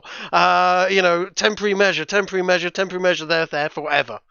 The Patriot Act was a temporary measure after 9/11, etc. The argument I would make, and the argument it makes here, that the Second World War didn't end the Great Depression. The Second World War completely remade the societies of the West into managerial pseudo-socialistic states. And you ended up with some of the surface problems of the Great Depression going away, but you ended up with massive, massive structural problems within all the economies of Europe, and within all the societies of Europe, in which the control over the populace was expanded and the size of the state was expanded, and the ideas in people's heads were narrowed in many cases. Yes. That you end up with some of the material problems of the Great Depression are nixed by the creation of these new societies by the Second World War. But so much of what we see today and the crumbling of what we see of just not being able to keep the circus going is a direct result of that. That, essentially if you are a classical historian and you see the Second World War as curing the Great Depression, then surely there must be some acknowledgement that maybe the cure was worse than the disease in many cases. Even though we've acknowledged that the Great Depression was a consequence of the First World War and the subsequent credit expansion. The war in Europe of the First World War ruined everyone. Everyone lost, things were destroyed. It was destructionism. But out of it, there came a false boom. The Great Depression was a false boom and then a potential reset. The fact is that reset wasn't allowed to go through, and the Second World War then created war economies that then perpetuated the industrial military complex that we've all been warned so many times about, that then will never go away because it employs too many people. It creates too many wealth for a very powerful elite group that will then make sure that they lobby the hell out of the government to make sure that government continues to rinse its populace via use of excessive taxation so that those few elites can keep on taking that money straight out of my pocket and your pocket. Yeah, there's actually been another donation by Glowy. He's made a few. Thank you, Glowy. But makes a very good point. Thank you for the $2 donation. What I'm getting from this series is that we went from men and wars of honor and glory on necessity to man and wars of financial greed and manipulation. Yes. But it went further than that. We got into a situation where war is necessary to maintain the status quo. We have always been at war with Eurasia and all that. It's a situation where war is necessary for neutrality. War is necessary not to have a collapse. In that the only way to keep the charade going of something like the New Deal was to have a war. Yeah. It's almost the you went from wars of honor to wars of greed to wars of desperation because they didn't know what else to do. Wars desperate, yes, but as you say, the wars are necessary. The wars after the Second World War, the whole we've had nothing but peace since the Second World War. No, we haven't. We've had nothing but wars since the Second World War. Proxy wars, left, right, and centre, that have been weapons testing grounds, tactics testing ground, and generally massacres of everyone involved, because it keeps your military-industrial complex going. If you didn't need the spending that goes into, new jet fighters, new tanks, new military technology. If that wasn't necessary because no one was looking towards war and building towards war, what is it? What is America's annual spending? It's like $500 billion a year. I mean, okay, it's only twice as much as England's spending on the NHS. But even so, it's a colossal amount of money. When people go, if we stop spending X amount on military, we could feed all the homeless and do literally. But more importantly, that's coming out of people's pockets. Well, you couldn't. What's happening is that the American military budget is a massive government stimulus, a continuous government stimulus to the American economy. Yes. Most of that money doesn't go towards anything frontline. Everyone points this out, but they don't understand that what they're doing is they are doing job creation. That money funds well-paid technical jobs. What they are doing is creating good employment for people with government money. And people don't look at it that way. The American industrial military complex is a socialist endeavor. Yes. It's literally Keynesianism in action. It is. We need to stimulate the economy. Therefore, we're going to create public works. It is a continuous $1 trillion direct stimulus to the domestic American economy that needs to happen for America not to collapse. But every single year, it just adds to the budget deficit. It's again constantly kicking the can down the road, and every time you kick that can, it gets bigger. Somebody eventually is going to get clobbered by a very large boulder that was a small very large can. Yes. Yeah. It's a big ass can. Yeah. And just every year gets bigger. I mean, have you seen the budget clock, the budget deficit clock thing that runs, that just sits there spinning up and up and up in numbers, and it's just the amount of money involved in that is mind-boggling. It's close to It's ridiculous, but yeah, I actually picked this one because we get to talk a little bit about High Christ and Leviathan and Higgs, which has been sorely missing from this because it's kind of a vital one to read. Yes, it's one of the big gaps here, I will say. But the Ratchet effect we talk about, it's stuff that I don't want to get at Higgs because he's collected some stuff. But if you read all the stuff around it and the source materials, what Higgs is saying becomes almost obvious. That you need these crises to keep the Leviathan functioning. Yeah. And that one feeds into the other. But yeah, the Second World War is the ultimate example of crisis and Leviathan. Do you want to carry on with that? Because where were we? We'd got to the status quo ante. But we had. It goes on to Roosevelt's advisors saw that in this program not merely a road to recovery, but an opportunity to remake society. In FDR's folly, Jim Powell, echoing an idea advanced by Milton Friedman, suggests that they never appear to have considered the possibility that more power would magnify the harm done by human error or corruption.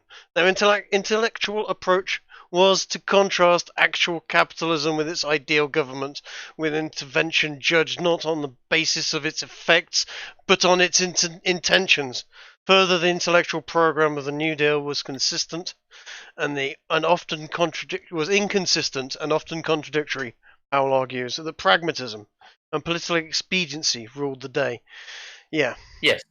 It is. There's also the issue that I can't remember who said it, and I have it in my notes buried somewhere, but there's this concept that people only see the result, they don't see the waste when it comes to things like public property and public works. And this idea of, they built this $3 billion bridge, but you don't see, what the other $3 billion could be used for in a market sense. And you don't see the fact that a private company could have made the same bridge for $500 million. All people see when it comes to, especially like monopoly government spending, are the results of that. They don't see, they don't know what could have been done without it, and the onerous effect it has on the economy. Again, it's results oriented thinking. They're not able to understand reality outside of the almost predetermined idea that, well, this is how it is, so this is how it must be. It's something I repeat, but reality is what we make it, and we could very easily make it something else. And people don't think about that when they see, well, the government's given us this, the government's given us that. It's like, you might have those things, or you would have those things anyway, and probably cheaper, and you probably wouldn't have to trade rights for them either. And again, it's a very hard thing to get people to think about, because all they see is the fact that they have all these great things given to them by the state. All these people in America thought, wow, FDR had an amazing job with the New Deal, but what they didn't see behind the scenes was the incredible waste and the incredible concentration of power. And really, that again is the propaganda of collective action during the Second World War has persisted. It has become our historiography. It was become almost our normality that we exist in this post-war collectivist era, and the propaganda of the Second World War has become our reality. That is how we view it. We view it through the lens of the war propaganda. The war propaganda is reality to a lot of people, which is kind of alarming. That they base their judgments and their worldview and some parts of their self-identity when it comes to like the Churchillian myth, which I'll talk about next time, on lies, on propaganda, and on propaganda of people who perpetrated essentially a mass atrocity to bring about an increase in their own power. Of course. It's the best way of doing it. I think we just had another donation from Glowy. I do like the fact that we are, whilst being very, very anti-establishment, shall we say, are highly funded by Glowies. Yes. Yeah, no, nice one. Thank you again, Glory. You are an absolute legend. Well, there's another section I want to read before we finish, because it's getting a little bit not long in the tooth, but I do want to make these slightly shorter streams now. Yes. There's another section of Leviathan and its enemies I want to read specifically about the Second World War, because I think it brings this whole kind of like the permanence of the Second World War's reality in our post-war reality to us. He first of all talks about, I don't read that in general, but the Versailles, the people who worked on the Versailles settlement were the Council of Foreign Relations, and they were made up of a huge amount of elites. And the Council of Foreign Relations was not merely a group of concerned citizens committed to international activism.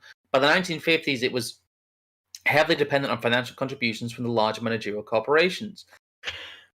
Specifically, J.P. Morgan and the J.P. Morgan Company. Oh, not them again. It's always fucking Jean-Pierre Morgan and that goddamn okay, yeah, carry on. Don't let me. I will just mutter about J.P. Morgan and how the world would be a better place without them ever in existence to myself, quietly. He, J.P. Morgan, has never made any real effort to conceal his position in regard to the Council on Foreign Affairs. The list of officers and boards of directors are printed in every issue of Foreign Affairs and have always been loaded with partners, associates, and employees of the J.P. Morgan Company. The British counterpart to the CFR was the Royal Institute of International Affairs, which was the creation of a group centered around Alfred Milner, who quickly noted was an early example of what James Burnham would call the managerial revolution. Although the Morgan interests properly belonged to a large-scale financial capitalism preceded managerial oligopoly, they underwent much of the same process of organizational enlightenment and the separation of ownership and control that precipitated the managerial revolution in non-financial enterprises. And the Morgan Bank was particularly influential in instigating the managerial revolution in the economy by installing professional managers with no property stakes themselves in the enterprise, writes Darren Bell, unable therefore to pass along their power automatically to their sons, and unaccountable to outside controllers, the banks effected a radical separation of property and family. So the internal structure of things like investment banks directly affect the way post-war organization happened. They created this class of managers who do not, they have no skin in the game. Mm-hmm. They're these people who, we talk about now who don't have shares in the company and, they get big bonuses. It's essentially, you can go a straight line from here to 2008. They don't have a property stake. They are not landowners. They are not dukes. They are not aristocracy. No. And that makes them more dangerous because they aren't thinking about their family and they aren't thinking long term. They are professional managers.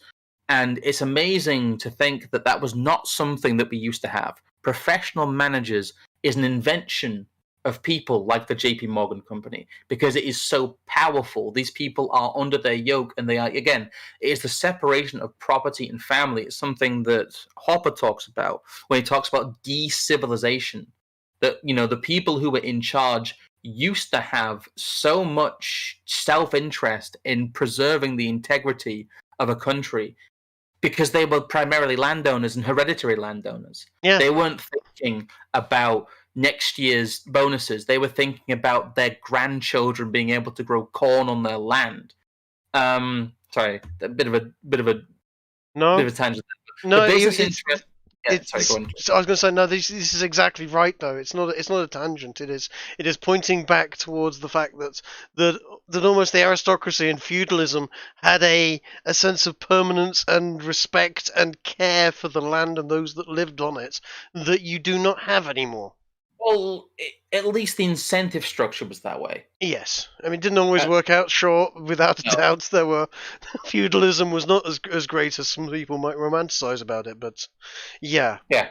The business interests represented in the Council of Foreign Affairs have therefore been almost exclusively managerial or closely related financial capitalist interests, and the intellectuals and political leaders associated with it have usually been drawn from the managerial intelligentsia of large universities and foundations and have represented managerial interests in government. The international activism of the CFR towards and sustained between 1919 and 1945 was thus largely an expression of the organizational interests of the managerial elite. Commercial intercourse with the Soviet Union, free trade, and the coordination of international commercial and financial relations reflected the global interests and operations of the managerial elite in mass corporations.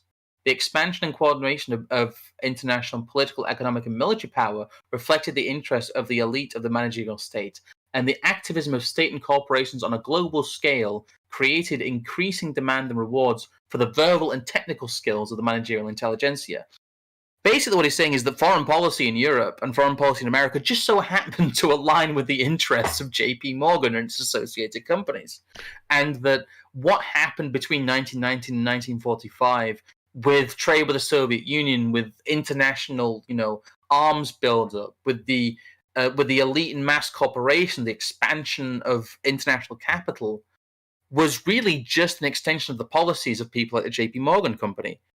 You end up with essentially governments becoming structured like JP Morgan.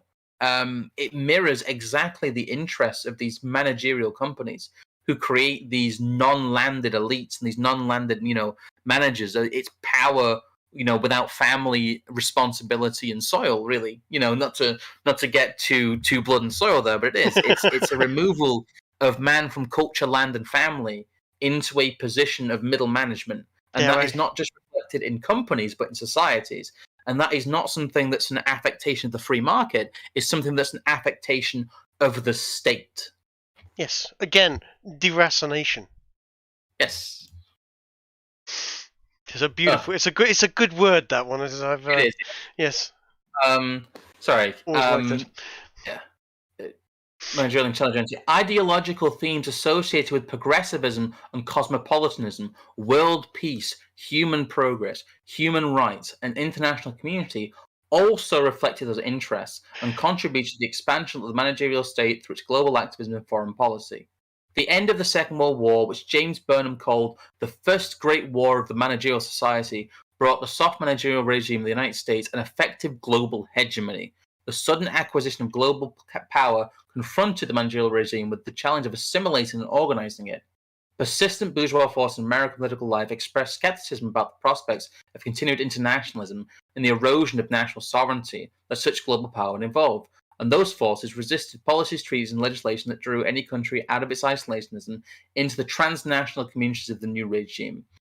So bourgeois resistance to globalism joined with the managerial need to assimilate global power to facilitate consolidation of the hegemony of the managerial regime and the establishment of the instruments of preserving and organizing it. The United Nations and Bretton Woods Agreement, NATO, and similar transnational structures provided a machinery for preserving and extending the managerial global dominance and moving away from traditional concepts of the self-sufficient sovereign nation state, conducting a foreign policy in according with its own national interests. Sorry, I had to read that whole thing because it's amazing, because it basically sets up the Second World War is necessary and responsible for globalism. Yep. And the Second World War is necessary and responsible for the interests of the state-aligned capital firms like JP Morgan. It's, I don't know, again, these two quotes are both amazing because they sum up so much stuff. They do. And, you know, it's really well put as well. It is, yeah. It's quite densely put, and you have to understand the language, and you basically have to go on the journey we've been on. But we're here now, and this is what happened, and this is what was done to society when you handed over your power to managers through voting. I mean, the aspect that this doesn't have, which I think is important, is that these managerialists are empowered by mass democracy. That is how they gain their legitimacy. That is how they gain their power. Like they do in a corporation, it's seen as fair. They are seen as, and the technocrats too, are the same way. Mm-hmm. They are seen as, well, I'm the best man for the job. I did all the rituals. I respect the corporate culture. And then you have the people who voted in, and they said, I represent the will of the people. And those people come together to form this managerial class who end up creating a world in their own image that is terrible. They end up creating this extended kind of branch of JP Morgan as a global hegemony. You know, it's crazy. I hated JP Morgan a lot. I've always been a big fan of Nikola Tesla, and I learned to hate JP Morgan because of the way that JP Morgan and Edison fucked with Nikola Tesla to the point where they basically drove him into poverty and depression. And that's where I started out with JP Morgan. But every single time I read, it's just a continuous story of this is the worst person and the worst organization that has ever existed. Just about. I mean, worse, literally worse than Hitler. It's something that people don't think about, but modern corporate culture reflects off and feeds off the modern corporate state. And that what makes people unhappy about quote-unquote capitalism was put in place by central planned authorities. And that the world we live in, with how much power these governments have, is purely shaped by that power. Yeah. That, they are not omnipotent. They are not all-powerful. They are inefficient. But because of our belief in their power, they have created the world in which we live. And a large section of doing that was through an event like the Second World War or the First World War. And you have to, something I would drill into people as they watch this is that the only way that these people took power and the only way that you end up in a situation of a mass democratic, modern, liberal state is through mountains and mountains of death. Yeah, literally mountains of death. I mean, you can look at the killing fields of Cambodia and multiply that by a couple of million. Well, there's a concept as well that I want to wheel out for a while, because a lot of people, it might make a lot of people mad if they eventually get around to watching this who don't like me. But we have the whole death toll of communism. But really, the Second World War and the First World War and a lot of the events thereafter can be chalked up to the death toll of democracy. Yeah. If these are liberal democracies and these are how they conduct themselves, then that is the emergent, the emergent fault of the system. If if their rulers really are instilling the will of the people, and this democratic system is what brings about these results by functioning, then this is the democratic death toll.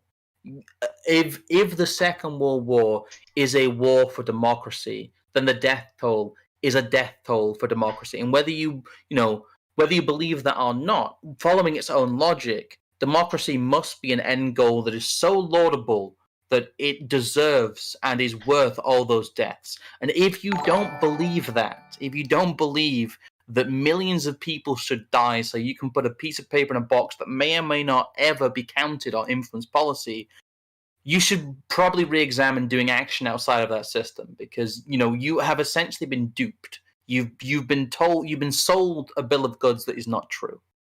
And you've been sold a bill of goods that is predicated on the idea that millions of your fellow men need to die occasionally for it to be perpetuated. Yeah. Funny how it's never the sons and daughters of the wealthy elite that say that these people are going to die that go out and die, though, is it? Whatever happened to the royals leading the front of the charge of their armies? I mean, when are we going to see Tony Blair's son charging the lines of a castle, or Yes. it never happens. It never happens. A lot of people accuse us of being blackpilling in these streams, but I think that you need to understand the power of knowing what we know, understanding what we know, and going through this process, because it means that you are not essentially a victim of the mind virus of democracy and the mind virus of the belief in the omnipotent power of the modern state.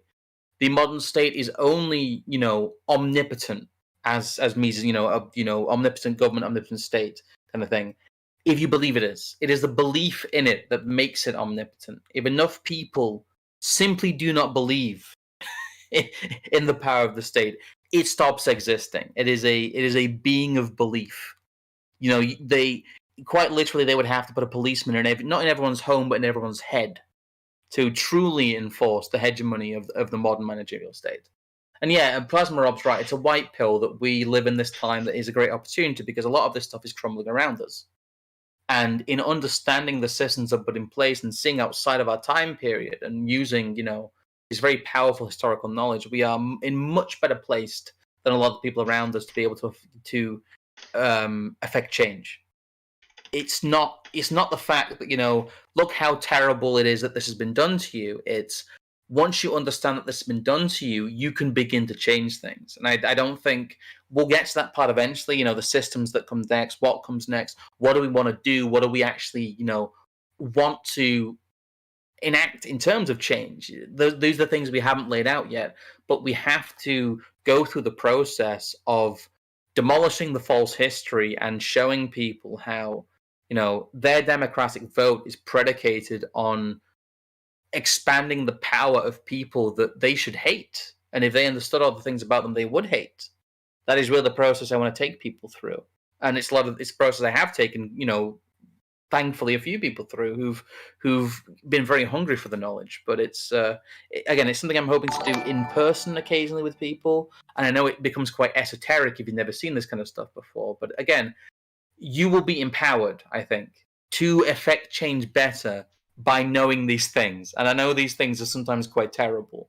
And a lot of people, it is a bit of an undeniable logic. If you understand that the literature and you understand the process and you understand history, it does become a bit overwhelming sometimes. But, you are, I think, much better placed to be able to change things if you understand, kind of what the communists refer to as the false consciousness. Oh, we've had a few more. I've noticed. I've heard the ding. I've been looking It's elsewhere. all glowy. It's all glowy. Spam. Excellent. Well, thank you, Glowy. He did mention Nikola Tesla, and I know you read that one. Thank you for that one. Yes. Yeah, it would explain why regulations and restrictions came about. Yeah, stop him from getting power. Teddy Roosevelt was one of those that fought on the front lines. He also fought against corporations. But how much of this is true? Yeah, the thing is, Teddy Roosevelt, as we talked about at the beginning of this series, is largely a mythical figure. He's a product of his own marketing in many ways. He's got that, as we talked about, that Trumpian thing about him, but he's difficult to untangle because he was someone who was in league with, again, the J.P. Morgan company. That's how they got a lot of their power, because Teddy Roosevelt was able to pick the winners and the losers in his progressive era, and really his chauvinism and his semi-corruption, in a self-serving marketing way, is what paved the way for someone like Woodrow Wilson, who was just outright fucking evil. Oh, it's all so fucking outright evil, dude. It really is. I'm being called out for quoting System of a Down, which not exactly, but yes. I can get a bit, if we're going to talk. No, it's BYOB is actually kind of an incredibly based song. So is actually some of the Slipknot stuff, weirdly enough. There's like a whole bunch of stuff in the mid 2000s, basically like about not dying in the Forever Wars, which is actually pretty good. Yep. It is also tiresome. Anyway, this is just the first part of our Second World War stuff. Is there anything you want to talk about, Trig, before we sign off? No, I think at this point in time, I'm good. Without going off onto a rant about how evil J.P. Morgan is, I am good. I'm looking forward to next week's one, because we have so much more to do on this. We do, yes. But also, I will say that if we are living in a cyberpunk dystopia, we are all better off being rocker boys than anything else. Going back to screaming into a microphone about how fucked up the corpos are and the politicians are, and how if they want to fight the wars, they should get into the fucking die themselves rather than send us. Then yeah, fuck them. Anyway, sorry. I am angry, but not at the moment. People are messaging about AA's IRL event. I am not going to be there. I know you're going to be there. I thought we'd I will be there. It's the Shieldings event. I don't know. It's quite expensive, to be honest. But... Yes, we also have something coming up in the very near future, which I think we're gonna market a little more. You've put. I put a video out there. I don't want to market too much yet because we don't have a venue properly. We're still venue shopping, and don't have any we don't have all the details lined out. The next thing we need, which we're going to try and get tomorrow, is a ticket store. Yeah, I'm going to try and get some early adopter tickets out there, and I will be frank and honest with people that those tickets are what we're going to use to pay for the deposit. So we are trying to basically build a little bit of resilience financially into it, but we're not trying to turn a profit.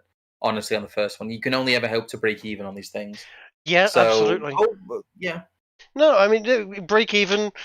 Pay for a good piss up with us and friends and like-minded people. Good. And people are now saying we need a forum for this YouTube channel, and whether it should be not a Reddit site, please. I do have the Discord. I mean, the Discord works. Do we want to open the make another Discord for it? We're not. Don't let them into our little Discord thing. The Discord's fine. It's linked down below. You can join the Discord. Fair. Yes. Okay. Okay. Anyway, yeah. I will sign off now, Trig. Cool. I think it's time to do that, and I haven't eaten anything all day. I'm gonna go and make myself. Eat something. I've been. I've got to tell you about this. What I've been doing is I've been making smash burgers. Do you know smash burgers? No. You actually. basically get a normal sized meatball, right? You get. All I can think of is remember the powdered mashed potato? Yeah. No. Smash. No. Right. Brioche bun. Yeah. You get a couple of meatballs, decent sized meatballs, and you get a grill pan. You get it going nice and hot, and you squash the meatball flat, so it's a very, very thin smashed burger. Yeah, right. Yeah, you cook it, you flip it over, so it's and then when you flip it over, you put a cheese slice, and you do like 2 or 3 of them, and then you stack them up into a brioche bun, and it's just amazingly bad for you. That's like a stack of burger sliders. Oh my god, that's like getting the core out of like 10 White Castles and stacking them together. That's awful. Yeah. I'm gonna stop streaming now before you actually give me heart disease over the internet. Cool. Well, good night, everyone, and yeah, see you Yes. later.